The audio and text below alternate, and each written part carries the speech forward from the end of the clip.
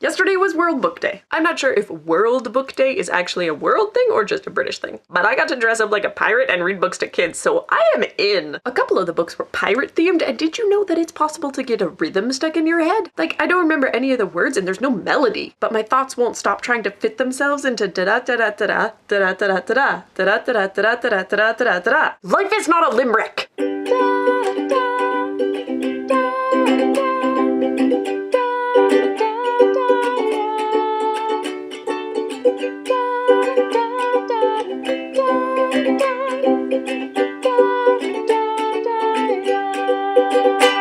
The stress reading has continued. I am currently 410 pages into an 860-page book, Seven Eves by Neal Stephenson, and I don't know if I can finish it. The back says, when a catastrophic event renders the Earth a ticking time bomb, it triggers a race against the inevitable. A plan is devised to ensure the survival of humanity far beyond our atmosphere, but unforeseen dangers threaten the intrepid pioneers until only a handful of survivors remain. ...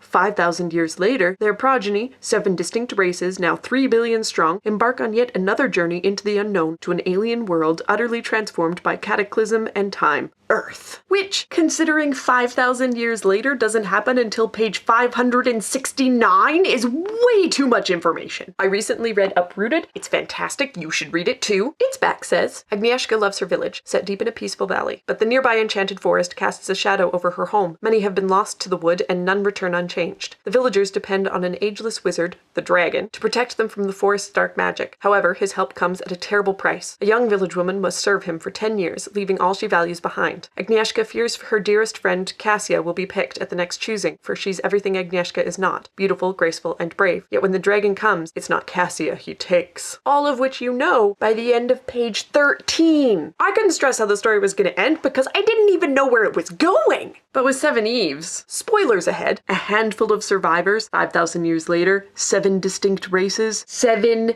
Eves. 7 women survive. They've got frozen sperm, so they don't actually need any men left at all. Where I'm at, Earth is dead and there are 1,200 people on a rapidly, dramatically, and sketchily altered International Space Station. Things are going to go terribly wrong soon, obviously. What I expected and could have handled were meteorites, equipment failure, various other unforeseen circumstances. But it's gonna be human interference. A woman who had enough power on Earth to get herself to the space station despite her lack of qualifications is determined to remain powerful. Despite her lack of qualifications. She's not a scientist or an engineer or a psychiatrist. She is nothing. She has nothing to offer. She is a waste of space and food and air. But instead of being grateful they didn't shoot her on sight or learning to be useful, she's undermining everyone who knows better. And because of who she was on Earth, people are listening. And when 1,200 ends up as 7, it's going to be her fault. So I've got 150 pages of corrosive manipulation ahead of me and I don't know if I can handle it. I don't know if I want to. I could just read the 5,000 years later part. That's still interesting to me. But this next bit, the 7 women, plus or minus a few men, that's a fixed point. Unavoidable. But when humanity was fighting it together, working together, failing together, that was tragic, but also beautiful, sort of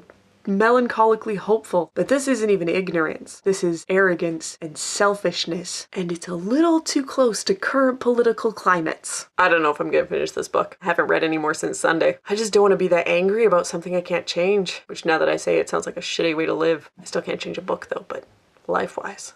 I'll let you know. Thanks for watching! Subscribe for new videos every Tuesday and Friday. I've continued to read other things. Today I read this. It's less than 200 pages. It did not take long.